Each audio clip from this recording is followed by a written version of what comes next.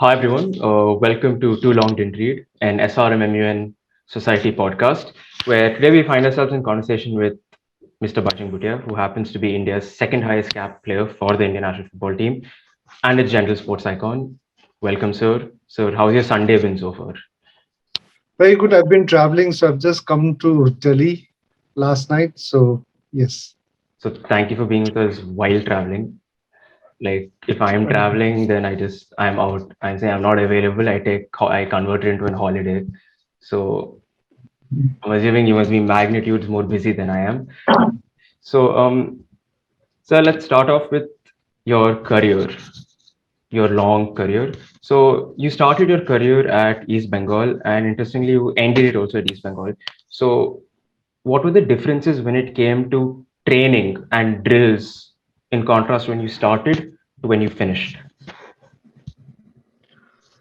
No, I think when I started, it was 93 and football was, just picking up. I think we did not have a complete professional league then. There were only few clubs in India that was big, East Bengal, Mohun Bagan. When I left, I think we had I League and then ISL just started coming in. You had a proper structured league, professional league, if not fully, but still, I think it's much more organized league. Matches were live on the national media, the biggest sports channel. So yeah, I think that was a big difference. Football when I started and when I left, you could see many players were professional, making a career out of playing football. And when I started, I think there was no one making a career. They played for India and got a job either in railways or PSUs or somewhere and made their life. So, like back in '93, when you entered your first training session, training drill, versus when you left your last one, were you more tired in '93 or more tired when you ended your career? When it came to So the drills they made you do? tiring wise, I think it was the same. It's just that the setup was different. A lot of coaches obviously over the time got more, I think, aware of world football. The tactical side came in much more organized. So yeah, the kind of training in terms of tactically was much more uh, improved than what it when I started. So that was a big difference. Apart from that, I think working hard was always been there from day one until then. It's just the kind of quality and the kind of you know quality kind of setup and the training. What I got first and then was a big difference. So a lot of like armchair tacticians who watch on TV, myself included, we love talking, criticizing, whatever, doesn't matter who the coach is, even with Pep Guardiola, we be like, this man doesn't know how to play football. So how much time does a team, coach, players spend tactically on a game? And how early do they start looking at games? It depends on season because once you start your season, then you have a complete schedule of what you're playing when you're playing, and it depends on the kind of tournament you want to focus because you have some major tournament. Like if we are talking of India, every clubs would focus to win ISL, but in between that you'll have a lot of other tournaments like a Super Cup or a Fed Cup. There might be local regional level like a IFA Shield or a Durand Cup. So you prioritize your tournament and every time you play match, there is gap between the match you played and the next match. So you plan it accordingly with the matches coming up, and that's how I think all the coaches around the world do it. It's just that before the season starts, I think you need a proper pre-season, which is at least month and a half to 2 months for the team to get used to the tactical thing, the fitness, and all the stuff. So like in between match days, how much time do you actually get to go back home and spend like your entirety at home doing the things that you want to do outside of football? Um, Match days, I think you don't get. It depends again. I think you don't get much time because it depends on the kind of tournament you're playing and the kind of league. And now I think with pandemic, obviously, if you look at the ISL, they're all in one place in Yeah, a the bubble and bubble. playing Yeah, mostly in 2 3 days time. So you don't get time at all. Even in normal days when the league is on, you might have maximum 5 6 days.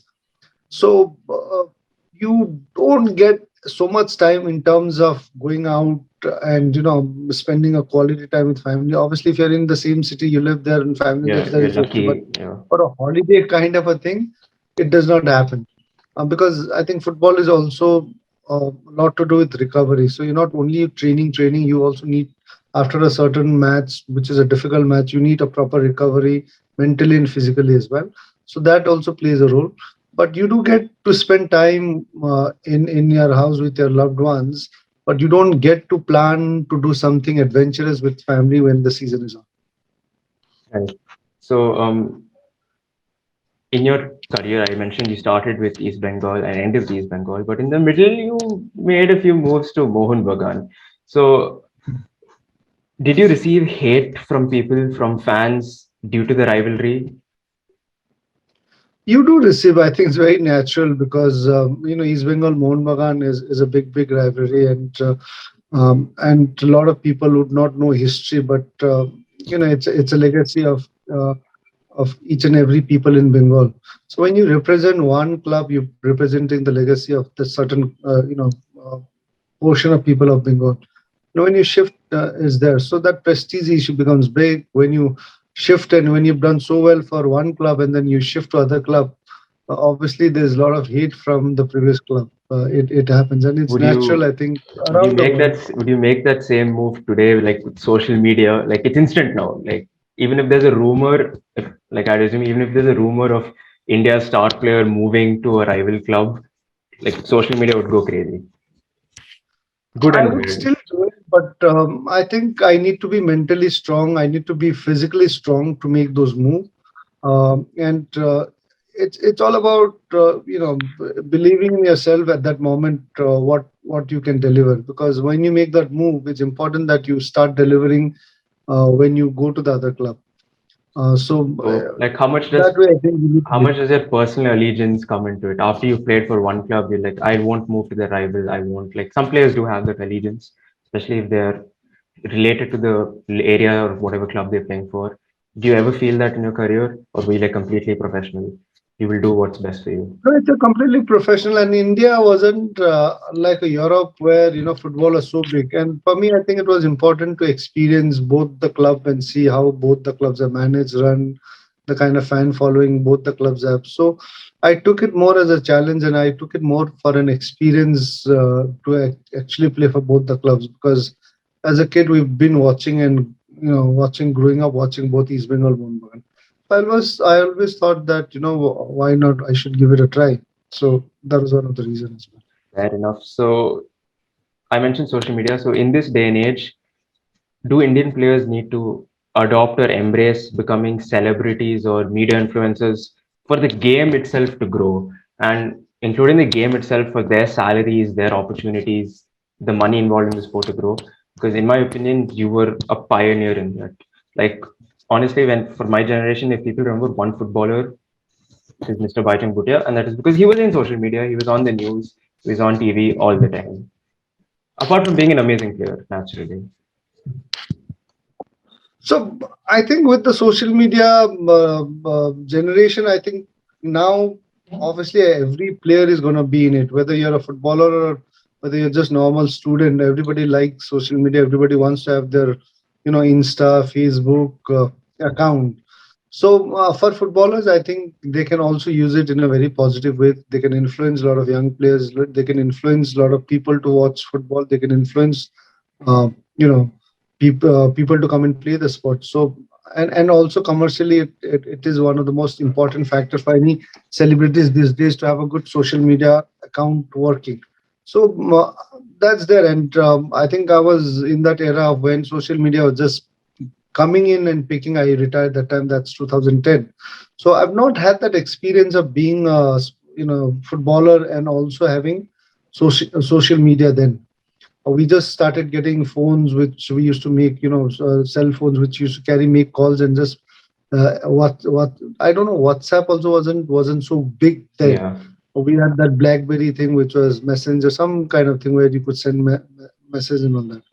So I was in that generation, but yeah, I think now every footballer is in social media, and everybody is updating everything and making sure that they are putting right stuff, they're doing the right thing, and at the same time also commercially they are trying to utilize as much as possible. So was there a time in your career where you began to see media appearances as something that you needed to do, as something that was crucial? Or conversely, did you start enjoying it after a certain point in time? I think media was very, very crucial from day one because those days, I think the print media, the local media in Bengal was very, very strong and there was a lot of competition and you got to handle that because that was more challenging. But yes, now with social media, anybody can, comment, give feedback, advice, good, bad. So that's always been there. And I don't think they don't in social media at least they don't need to face physically or in person to answer those Q&A. And in those days, I think you had to answer physically in front of 50, 100 journalists answering after or before the matches. So that was a different challenge. But yeah, I think that every challenges, every generation, there are new challenges, and they need to adapt to the kind of system that is it. Right. So when it comes to the influence of social media, there is, or the news media in general, there has been a lot of controversy in football. Like there always is, but more so in the World Cup year, there is increased controversy naturally surrounding the Qatar World Cup, FIFA's practices, what federations are doing, especially concerning basic human rights, economics, so on and so forth. So, do you think or do you believe that FIFA, football federations, coaches, and sometimes even the players themselves should be more transparent about these things on their stances, so on and so forth, on these controversies to make an impact? Would you? I think FIFA World Cup and Olympics, but more than Olympics, I think FIFA World Cup is one of the biggest watched sporting event. I think biggest any event. If you look at any other event in the world, I think World Cup is the biggest in the world, which every single country around the world follows when World Cup happens. And we have, in fact, FIFA has got more members than United Nation as a member of FIFA. So Yeah. it is massive. It is really big. So I think there is a lot of politics involved in it because the countries, the powerful countries, try and have a huge influence through sports, through football. Right. Um, you know, to make sure that their in terms of relations are built, the partnership of the countries. So there are obviously in politics there are a lot of bigger countries which does not have great relation with each other. So they try and bring in sports like things like football into it to make sure that they use that as one of The the tool. biggest Yeah. tool to to say to play politics. So that is bound to happen, and that's why I think FIFA does go under a lot of pressure from the powerful countries, powerful uh, individuals to make sure that things are in favor of what those powerful unions of countries have. So that is always there, but obviously I So think FIFA can does players, try to manage it. can prominent players, coaches, and well-meaning federations try to break that power struggle that happens? Because No, all I don't those. think players have anything to do. Players and coaches, they just need to play, and I think FIFA has to manage and control that kind of pressure which comes in. And I think they need to be fair, and yeah, I think they are fair enough in holding, and holding and hosting the tournament. So yes, every decision is not that everybody would like it. There would be always somebody to criticize, but if they have a clear mind, clear thought, and clear heart to make it fair, that's I think fair enough. But the criticism is going to come in whatever way you do it, whatever decision you take. Right. So the earlier in the first question you answered that towards the end of the career of your career you saw more tactical styles come in. Coaches started being influenced again with the advent of social media. People, you could see football from all across the world. So obviously many big nations around the world like Spain, Brazil, even Germany have like footballing identities and styles. And no matter what, even if they're struggling, doing well, they will always try to appoint a coach who tries to reinforce that style or maintain. It's almost like a brand for them. So if India were to establish like a long-term style where regardless of how this country is doing, we will stick on to that vision. Do you think that we should aim to hire more coaches from within the nation or from leagues outside or other countries? Do we like do can an Indian coach establish a style quickly, or do we still need influence from other coaches? Because the Indian national team has had both. We've had foreign coaches and national team coaches.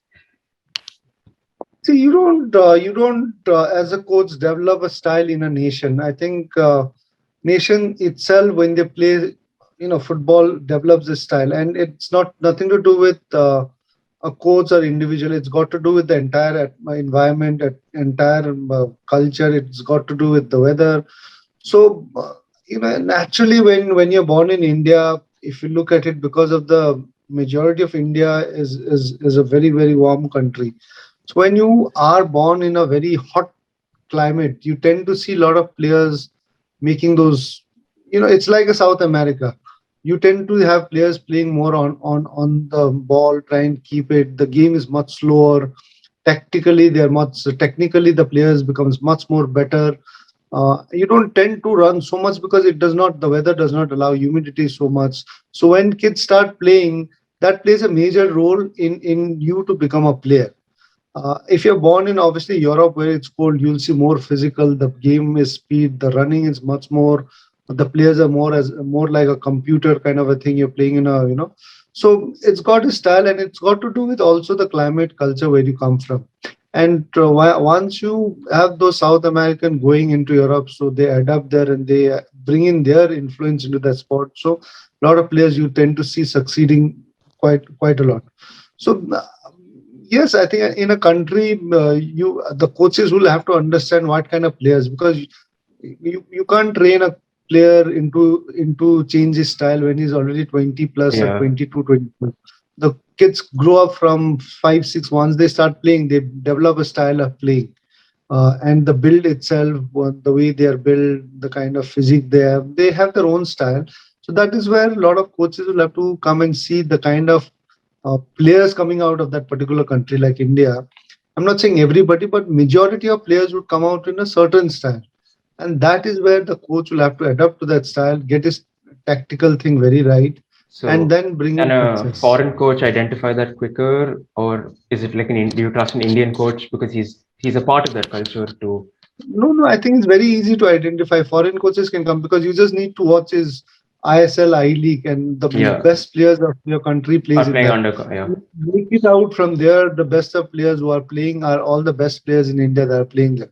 And you can easily make out the kind of players we have, and through that, I think he needs to try. But there are a lot of coaches; they have their own style, and they like to play in that style, and they would adapt to that. And if they think that the kind of players he's seen in India can that fits into his style and this one, then you never know. You might just succeed. Yeah. So since you brought up climate, there's like I think 2 weeks ago there was a CONCACAF qualifying game in North America where Honduras, Central Mhm. American team, had to go to the United States, and the United States very smartly scheduled the game in Minnesota where the temperature is minus 17 degrees Celsius. Honduras lost Mhm. horribly. So, in your Mhm. career, what are some countries or places that you loved going to and some you like absolutely hated? Like, even 60 minutes in, like you were done. I think for us, there's always challenge to play in a very cold, you know, climate, and places like Uzbekistan, Tajikistan. This area, I think, a lot of the teams from the Asia warmer kind, the Arabian countries, they struggle quite a bit. So I think colder climate countries are something which we always struggled. So, since you also brought up how the style of a young player is almost set in stone as soon as his career is begun, it's a natural part of growth and development. So there's this meme in like football culture that no one wants to grow up and become a right back. No one wants to grow up and become a fullback or a defender. So is there some truth to this where or fullbacks or wingbacks are just wingers who couldn't cut it or didn't have the technique when they were growing? Are they on the wing? Do you play on the wing just because you have amazing pace? Like how difficult is it for a youth player to break the mold that a coach might put them in because of See, an expectation for a position? see why you don't like and see a lot of good quality wingers coming in India is now if you go back again to the players' history, uh, you will find, obviously in India anyway, a lot of players come from very humble background, from rural areas, not from bigger cities. Now, what you require in winger is from very young age, you need to have that delivery process, the technique right. The difficult part in India is a lot of kids play, but the quality of the ground is not right. So when you don't play in a good ground, to really get those technique and the crosses to come in, you can't develop as a kid. And when you have not done that throughout your life as a basic thing, as a basic you need for a wingers to get that crosses right, but because of uneven grounds, because of the conditions of the ground, you will never get that right because you've never been able to play in that. So it becomes a big challenge. So you would maybe, I'm not saying it's completely this one, but maybe one of the reason is that you don't get, a lot of, if you look at Europe, or I won't say South America as well. South America, you'll find a lot of wingers over, the style of South American wingers and European wingers are very different. South American wingers go up, right up, attack, and they get past 3, 4 defenders. They can dribble 3, 4 defenders and can score you some wonderful goals. If you look at the European wingers, they'll be like David Beckham, they'll be like Arnold in Liverpool. You have, a lot of players you can watch in Premier League. They can deliver you great quality balls. So because South America also has the same problem like India in terms of when they're growing up, they don't get that quality infrastructure grounds to do that crossing. So you would never get a South American winger who's as good as European wingers who can deliver. I'm saying they're good When it wingers, comes but to balls, the quality delivering. balls. But Yeah. you will get players like Roberto Carlos. You'll get players like Cafu who can dribble pass. You'll get you can see South American wingers. They can go dribble pass, and they can go and score as well. So it all comes down to your kind of upbringing in terms of training methods you've gone through as a kid. So India, I think that way struggles a lot in bringing good quality wingers who can give you great crosses. So at what point of your career did a youth coach look at you and say, Bhaichung, you're playing up front? No, I think I've always wanted to play. I started playing midfield because I always enjoyed creating passes, dribbling everyone, and setting up somebody to score. So, yeah, that was what I enjoyed.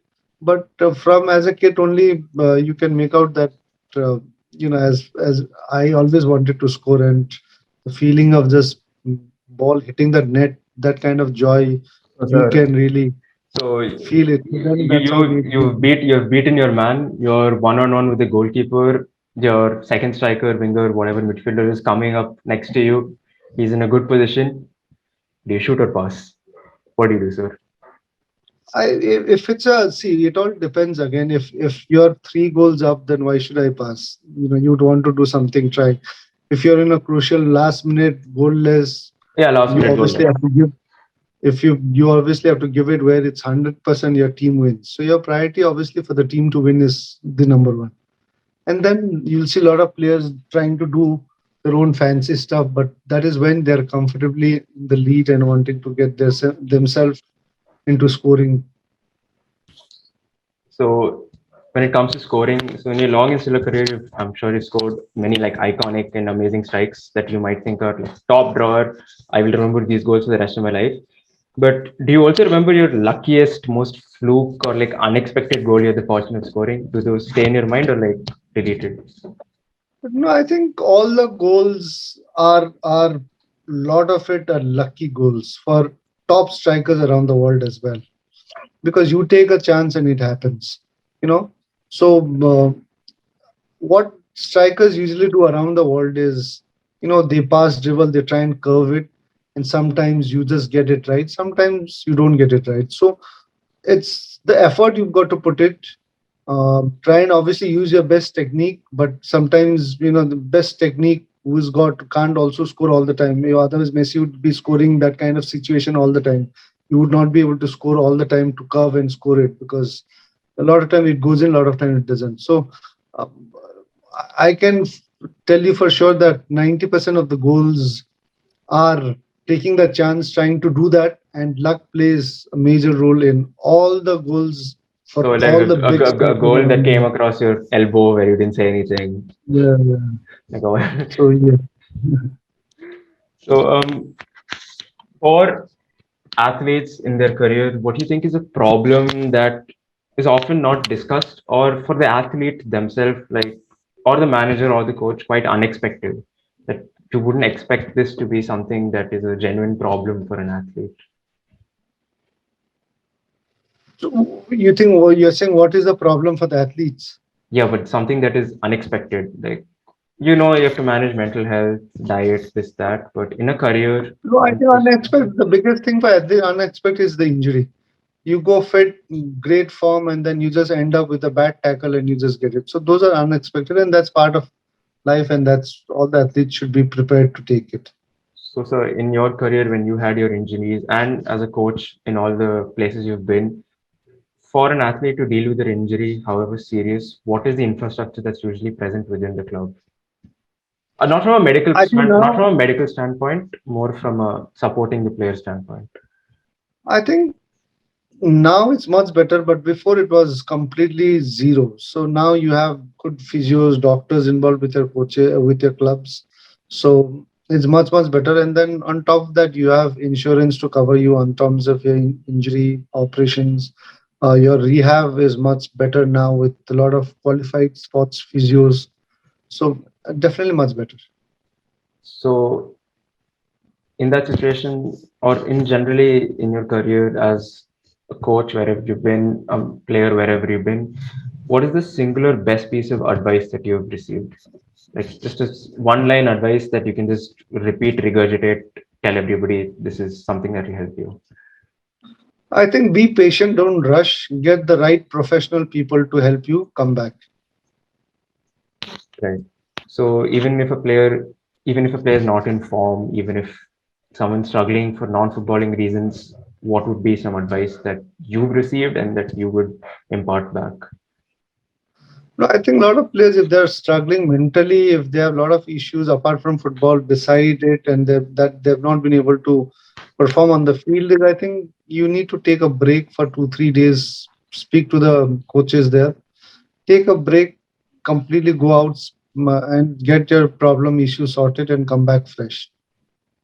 So when it comes to management and coaching, do you need like, I know like it's a balance naturally, but do you think that coaches who are much more hard, much more strict, disciplined, straight, maybe once in a while scream, shout, whatever to get the blood pumping in the dressing room was, or do you feel that you enjoy coaches and you like coaching in a manner that is much more friendly, amiable, supportive towards the player? See, I think that is the individual coach to decide the kind of group he has, the kind of players is there. There are different character, different personality in a team, and that is where he has to work accordingly, where he has to be strict, where he has to be friendly, relaxed, chilled, he can. So that depends on individual coach quality. That's why man management is very important for his team and him to succeed. So, as a captain, when and where does your role come? And in your career, what you've experienced, how much does the manager actually rely on their captain? Quite a bit, because we work train tactically, and on the field the coach can't come in and say it while we are playing. So there are a lot of points, situations where uh, I know exactly what we've been training, and that's where if certain players tend to forget, then that's where you remind.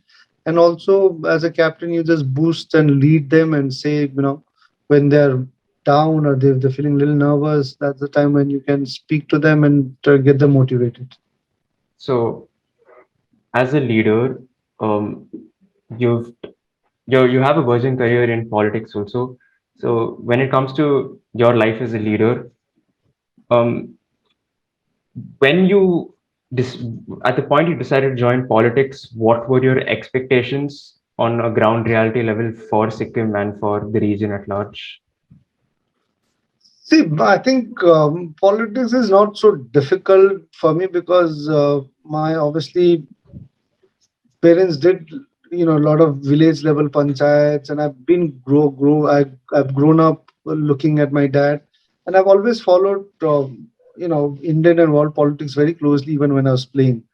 It wasn't very difficult, but yes, I think politics is also about once you get into position to deliver, have the right policies. So my obviously coming in initially was just to try and see what I was just very new. Now I think over the time you mature and you learn a lot, and at the end it's all about getting the right policies, getting the right people, knowledgeable people who are working the state to get them motivated and make sure that any policies are there to implement and benefits and uplift the society by your right policies. So, what do you think has been the best part of politics so far, whether it's with the Hamro Sikkim party or in general, once you started actively trying to be a part of your state I politics? think the best part has been as a politician, whether you're in the ruling or your opposition, the best thing has been to highlight the failures or highlight the issues which people require, and uh, and you can become the voice of many people to really bring those issues to the government when you're in opposition. So I think that's been the great thing to highlight, bring it, and pressure the government to implement those difficulties and challenges. So I think the good thing is just to make sure that a lot of people can't speak. We become the voice for them to speak on their issues. That's the best thing you can do. So, now the flip side, kind of what I think is like the worst thing about politics. So, when you're in the opposition or in the ruling party, how much cohesion or how much compromise is actually there? Because from what we see from the like sensationalist news naturally, ruling party comes says something, opposition comes immediately says the diagonally opposite thing, and that's it. Okay, was they've said their stances. We don't see the compromise happening at all. They're happy to be to polarize where they are and to get their support in their whatever their stance may be. Like, how does compromise actually happen? Have you seen it happen? No, I think you can't really have a compromise because you're always as a ruling you always want to do well, and as a opposition you always see the fault where they're not doing well. So that is where I don't think it's good to compromise, because then that's where a ruling needs a good opposition. If you don't have a good opposition, then you don't really see a lot of issues which is supposed to be done, then you don't really get to hear as a ruling as well. So I think for a ruling government, any ruling government, I think strong opposition is very important. And I don't see, and I feel that yes, there should not be compromise on important issues anywhere. But if their policies are great when you're in ruling, I'm sure a lot of opposition people would understand that. But even in those policies, which is great policies, there will be some flaws where in terms of implementing or in terms of doing. So those are things where as an opposition you can be aware and bring those shortcomings into public domain and put pressure to the ruling. So yeah, I don't see it as a compromise, and I don't think people should compromise on those things. So, in that kind of situation, do you feel that um, it'll always be a tutu meme, like it'll always go back and forth. The opposition will always be trying to pull down the ruling party. The ruling party will always be trying to brush off the opposition. And if the ruling party has a big majority, they're safe anyway.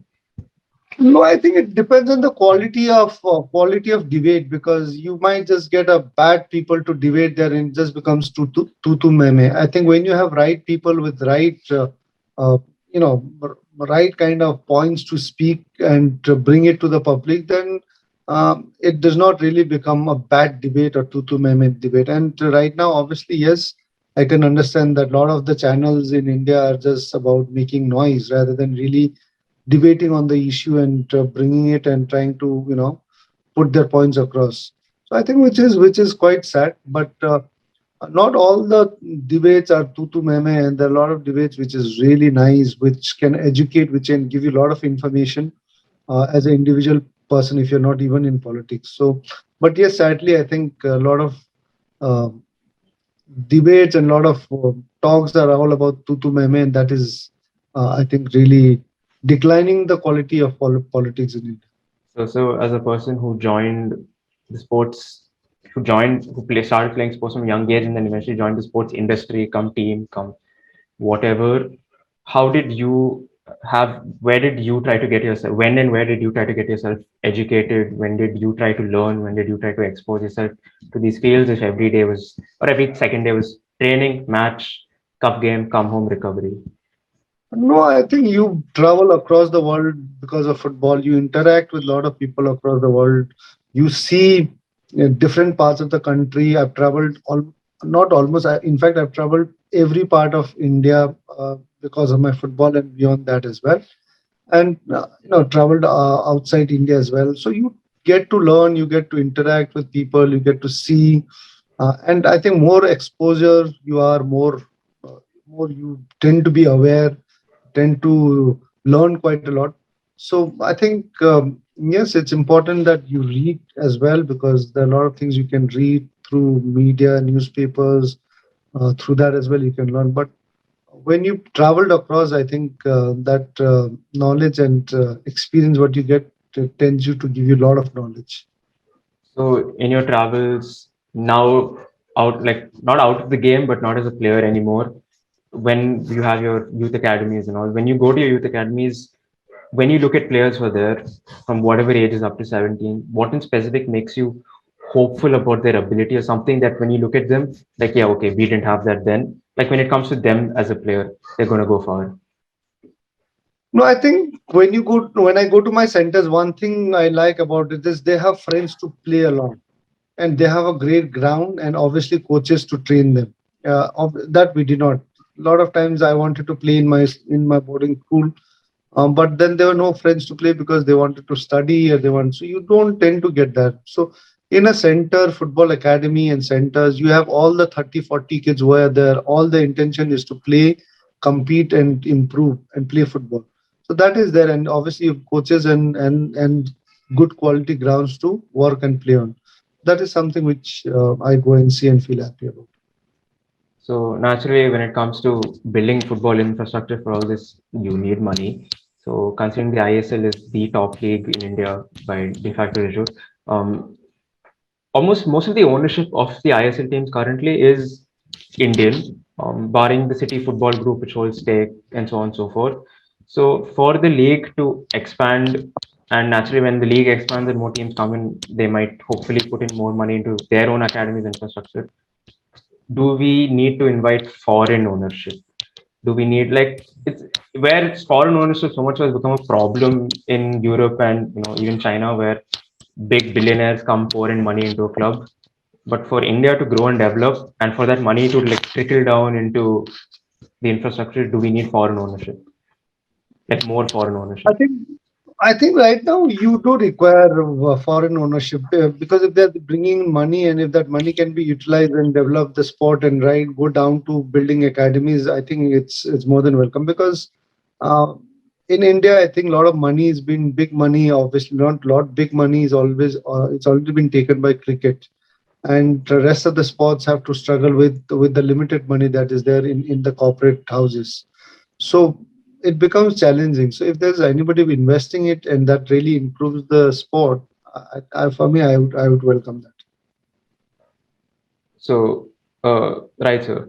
So, when it comes to the format of the sport and so on and so forth, um, a lot of,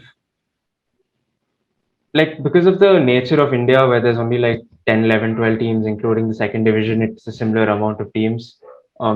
Even then, we see a lot of clubs struggling financially. So, what do you think federation should do to protect these clubs? Because one, if leagues with 10, 12, 11 teams are still struggling financially, how does the league expand? So bring in foreign investors as your previous question to Right. invest in other clubs. Yeah, So but that is what. that doesn't necessarily protect the club. you need the federation to also protect clubs financially. Like in UK, we are seeing that because so many clubs shut down due to COVID, the UK government said if a small local club is struggling, we will protect them financially. The government will step in to protect them. So, do you see scope for any Indian state or central government to step in like Not that? right now, because I think India economically as well, if you look at, we are still a growing economy. If you look at Europe, US, UK, and Australia, when during COVID times, anybody was chucked out of the job, they were given certain number of pounds or dollars for just sitting at home because they were taken care because they lost their job. We can't do that in India because our economy is not so strong. So it also depends on the country's economy as well. So right now, where you know and and it's fact right now, I think 2 3 years ago there was a campaign on Swachh Bharat campaign. Now we are right now countries just trying to build toilets for every individual in India so that they have toilet of their own. So imagine we are in that process of just making toilet right now. So it becomes very difficult to say every constituency or area will have stadiums or a ground. So right now, and in Europe and in UK right now, you're not fighting to get a lot of CSR money to build toilet. But Right. fact is, obviously, India has that challenge. So so I think we need to look at the economy side as well. And it's easy to say that government should come and compensate in terms of football or clubs or things like that. But at the same time, I think it is a big challenge thing as well. So that's the reason why a lot of investors should come in and and see how it can be done. But only looking at government to do it could be very, very challenging. So, sir, since you brought up stadiums and grounds, what is your favorite stadium to play in? And conversely, what's the best stadium that you've watched a match as a spectator in, whether on the My touchline or favorite, sitting? my favorite place to play is Salt Lake Stadium in Kolkata. That's been my favorite, and I just love it. And the best stadium I've watched and played abroad is Alliance Arena. I played there for Bayern, United yeah. Nations. Uh, so yeah, that stadium was the best. But as in the stand when I went and watched, I liked Arsenal Emirates Stadium, which is very, very good, of high quality. So within Asia and your journeys with the international team, if you like go to Uzbekistan, behind the stadium, like there's one big mountain. Any sites like that that's just unforgettable to you when it comes to stadiums? The best, beautiful stadium, scenic wise, the beauty wise, around the world and India is Bhaichung Stadium. You'd never get a beautiful view and a scenic than that. It's got a Kanchenjunga at the back, middle of the pine forest. It's on top of the hill. And if through anybody is watching this interview, just Google Bhaichung Stadium, Namchi, South So they Sikkim. won't need to Google It, it, so we'll put it it is like the best. It is the best stadium in terms of view and the scenic. fair enough. So like okay, now we're going to spam like Bhaichung Stadium in in Sikkim everywhere now. Thank you so much, sir. So sir, coming to the last few questions, um, when it comes to since I brought up training at the very beginning, we kind of ignored diet. So when you started to when you finished, how has diet changed? Or when you started, you ate the food that you grew up with and loved and you stuck with it until the end? No, I think the diet is changed. There are people dietitian now to guide you. Obviously, food habits have not changed as much as India because anyway we were eating healthy. It was just the timing of eating, the quantity of eating was important. But I think carbohydrate is something which all of us in India eat. Rice is it's been my staple food from day one until today. I only eat max rice. So that really helps when you're a active sports person. And you always in our Indian food we have rice, dal, then you have protein which comes in chicken, you know, chicken or a mutton or thing. So I think our food habit has been healthy. It's just that those days you did not have anybody to guide you the quantity and the timing of foods and what you eat. So right now I think they're eating the same, but I think they've been you know properly what to say advised and I think they've been more educated in terms of nutrition. So I've seen superstitions even when it comes to nutrition. Where last week Declan Rice, who plays for England, came out and said that my pre-match meal is pasta. If I don't eat pasta, my game is done. I go in with zero confidence. So do you have certain not related to food naturally, but general superstitions before you lace up? No, I've not believed in superstitions. Not at all. Like superstitions may not even be from a belief system, but a sense of rhythm also. Left boot first, right boot first. No, we just had in Calcutta when you played, you had that because more than me, our officials and everybody is Bengali, and Bengali culture is a lot of superstition, and I've grown up and I'm also uh, almost complete Bengali only apart from the superstition.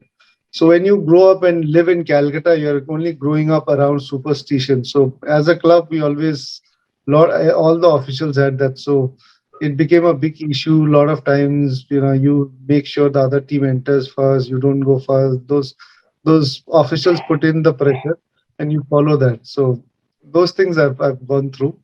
Let Mohan enter the ground first, then only you enter. Then we wait for them to enter, and sometimes they keep waiting, and then That's match a tactic, takes quite a lot. pure tactic. Yeah. So when you became an established player, whether at club level and national level, who did you think had the potential to become a mainstay? Like you looked at that person and said that when it doesn't matter if I am here, I am gone. That person will carry this team. That person will help this team grow. Doesn't have No, to be in like an football, obvious I one. don't. In football, you don't really look at individual. You look at the entire team and say this team can carry on and do well. So there's not been something like individual. There have been great players before me, and there have been great players after me as well. Like Sunil is doing well. There have been Ian Bijayan and all that. But as a team, I think is what the success is. So I'm not really focused on saying that this guy is gonna do great for the team or something. It has to be the entire team which supports all the big players around for their success. So I think it depends on the team. Fair enough. Like agreed, sir. The last two questions are, in my opinion, like very personal questions because this is something like I imagine footballers spend a lot of time in. On the football pitch, what is your go-to skill or trick? Now that you're out of the game, what is some move that if you do, you're going to get past the defender? I don't know what is. I think my biggest weapon has been reflex and reading the situation inside the box to get in right place. So that is, I think, been just reading that situation and reading it and acting and reacting a second before than the defenders. I think that has been my biggest strength. Right, sir. The final question to you today, sir. Your weapon is naturally your 2 feet, but that is emboldened by what goes onto your 2 feet, and that are the boots. So, what were the first? When did you own your first set of football boots, football shoes? What were they, and what has been your favorite football boot of all time? Where you felt like it's like almost you had magic on your feet when you played with them. My first football boots was when I think started playing in school level. Uh, I don't know those days. I think Boogles used to be very very famous. There's a boot called Boogles which had 11 studs. So those days, if you had 11 studs, is like you're the best player. So that was, I think, I remember having one as a kid, while playing for the school team. My favorite boots have been Nike Predator, which Rooney used to use it quite a lot. No, Predator. Sorry, I think Predator. I mean, it's not the Cristiano Ronaldo one. It's the Rooney one which they have made it for. I think it's called Predator. I'm not too sure. So they make it for different style, different players. So that has been one of my favorite. All right, sir. So, thank you so much, sir, for your time. Thank you so much, sir, for Thank giving you. answers to these questions and letting me to get to know you, and hopefully everybody who watches this to get to know you. So, is there anything Thank that you'd like to say from your side? nothing. Nothing. Nothing. Thank you very much. Thank you. Thank, thank you so much, sir.